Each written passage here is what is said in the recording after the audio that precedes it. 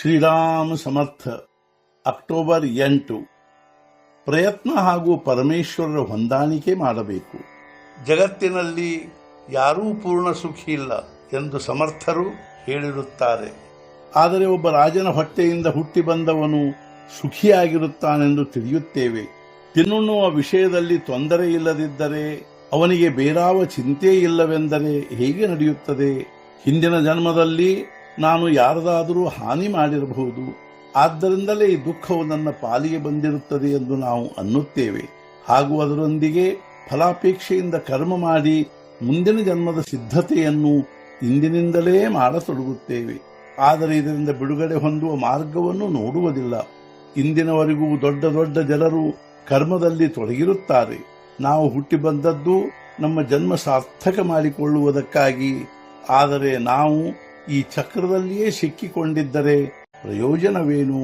ನಾವು ಯಾವುದಾದರೊಂದು ಬಟ್ಟೆಯ ಗಿರಣಿಯಲ್ಲಿ ಹೋದರೆ ಖಂಡಿಕೆಗಳು ಹೇಗೆ ತಿರುಗುತ್ತಿರುವವಲ್ಲ ಎಂದು ಅನ್ನುತ್ತೇವೆ.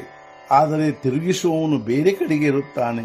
ಅದರಂತೆ ದೇಹದ ದೇಹಭಾವವು ಜೀವವಿರುವವರಿಗೆ ಮಾತ್ರ. ಆ ದೇಹದಿಂದ ಜೀವಾತ್ಮನು ಇಲ್ಲದಂತಾದರೆ ದೇಹದ ದೇಹಭಾವವು ಉಳಿಯುವುದಿಲ್ಲ. ಆತ್ಮನ ಸಂಯೋಗದಿಂದಲೇ ಎಲ್ಲವೂ ನಡೆಯುತ್ತದೆ. ಒಬ್ಬ ಮನುಷ್ಯನು ಯಾವಾಗಲೂ ಕೆಲಸದಲ್ಲಿ ತೊಡಗಿರುತ್ತಿದ್ದನು. ಅವನಿಗೆ ಊಟಕ್ಕೂ ಸಮಯ ಸಿಗುತ್ತಿರಲಿಲ್ಲ. ಅವನ ತಾಯಿಯು ಅವನ ಜೇಬಿನಲ್ಲಿ ಬದಾಮು, ಕಲ್ಲು ಸಕ್ಕರೆ, ಬರ್ಫಿ ಮುಂತಾದ ಪದಾರ್ಥವನ್ನು ಹಾಕಿ ಹೋಗುವಾಗ ಬರುವಾಗ ಕೆಲಸ ಮಾಡುವಾಗ ಒಂದೊಂದನ್ನೇ ಬಾಯಲ್ಲಿ ಹಾಕುತ್ತಾ ಹೋಗು ಎಂದು ಹೇಳಿದಳು. ಅದರಂತೆ ಸಂತರು ನಮಗೆ ನಾಮವೆಂಬ ತಿನಿಸನ್ನು ಕೊಟ್ಟಿರುತ್ತಾರೆ. ಹಾಗೂ ಹೋಗುವಾಗ ಬರುವಾಗ ಇದನ್ನು ಬಾಯಲ್ಲಿ ಹಾಕುತ್ತಾ ಹೋಗು, ಅಂದರೆ ಲೋಭವೆಂಬ ಹಸಿವೆಯಾಗುವುದಿಲ್ಲ, ಬಹಳ ಸುಖಿಯಾಗುವಿ ಎಂದು ಹೇಳಿರುತ್ತಾರೆ. ಒಬ್ಬ ಮನುಷ್ಯನದು ಅವನ ಅಣ್ಣನೊಂದಿಗೆ ಜಗಳವಿತ್ತು. ಅವನು ತನ್ನ ಮೃತ್ಯುಪತ್ರದಲ್ಲಿ ನನ್ನ ಶವಕ್ಕೆ ನನ್ನ ಅಣ್ಣನ ಕೈ ಹತ್ತಬಾರದು ಎಂದು ಬರೆದಿದ್ದನು. ಇದೆಂಥ ದೇಹ ಬುದ್ಧಿಯ ಪರಾಕಾಷ್ಠೆ! ಇಂದು ತನಗೆ ಮಾಡಲು ಉಚಿತವಾದದ್ದನ್ನು ಮಾಡುವುದು ಬಿಟ್ಟು ಮನುಷ್ಯನು ನಿನ್ನಿನ ಹಾಗೂ ನಾಳೆಯದನ್ನು ನೋಡುತ್ತಾ ಕುಳಿತುಕೊಳ್ಳುತ್ತಾನೆ. ಬಹಳಷ್ಟು ಜನರಿಗೆ ನಾಳೆ ಏನಾಗುತ್ತದೆಂಬುದು ತಿಳಿಯಬೇಕೆನಿಸುತ್ತದೆ. ಆದರೆ ನಮ್ಮ ನಾಳಿನ ಕಾಲ ಉತ್ತಮವಾಗಿರಬೇಕೆಂದು ನಾವು ಇಂದು ಉತ್ತಮ ರೀತಿಯಿಂದ ನಡೆಯುವುದು ಅವಶ್ಯವಿರುತ್ತದೆ.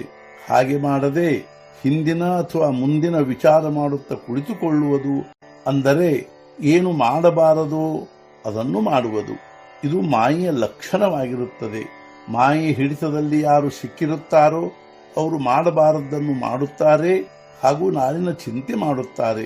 ಮನುಷ್ಯನ ಸ್ಥಿತಿಯು ಎಂದೂ ಒಂದೇ ರೀತಿ ಇರುವುದಿಲ್ಲ. ಇಂದಿನ ಪ್ರತಿಕೂಲ ಸ್ಥಿತಿ ದೂರವಾಗಿ ಉತ್ತಮ ಸ್ಥಿತಿಯು ಇಂದಲ್ಲ ನಾಳೆ ಬಂದೇ ಬರುತ್ತದೆ. ಆದರೆ ನಮ್ಮ ಪ್ರಯತ್ನವನ್ನು ನಾವು ಎಂದೂ ಬಿಡಬಾರದು. ವ್ಯವಹಾರದಲ್ಲಿ ಯಾವಾಗಲೂ ಪ್ರಯತ್ನ ಹಾಗೂ ಪರಮೇಶ್ವರರ ಹೊಂದಾಣಿಕೆ ಮಾಡಬೇಕು. ಕರ್ಮದ ಉದ್ದೇಶವನ್ನೇ ಸುಟ್ಟು ಬಿಡಬೇಕು. ಇದು ಬಹಳ ಮುಂದಿನ ಅವಸ್ಥೆ. ರಾಮನ ಇಚ್ಛೆಯಿಂದಲೇ ಎಲ್ಲವೂ ಆಗುತ್ತದೆ ಎಂಬ ದೃಢ ಭಾವನೆಯನ್ನು ಹೊಂದಿ ಮರಣಕ್ಕೆ ಭಯಪಡಬಾರದು ಹಾಗೂ ಬದುಕಿನ ಚಿಂತೆ ಮಾಡಬಾರದು. ಯಾವಾಗಲೂ ನಾಮಸ್ಮರಣೆಯಲ್ಲಿರುವ ಪ್ರಯತ್ನ ಮಾಡಬೇಕು. ಇಂದಿನ ಮುಖ್ಯ ವಿಚಾರ, ಕರ್ತವ್ಯದಲ್ಲಿ ತತ್ಪರರಾಗಿರಬೇಕು ಹಾಗೂ ಮುಖದಲ್ಲಿ ಭಗವಂತನ ನಾಮವಿರಬೇಕು. ಸದ್ಗುರುನಾಥ ಮಹಾರಾಜ್ ಕಿ ಜೈ. ಜೈ ಜೈ ರಘುವೀರ ಸಮರ್ಥ.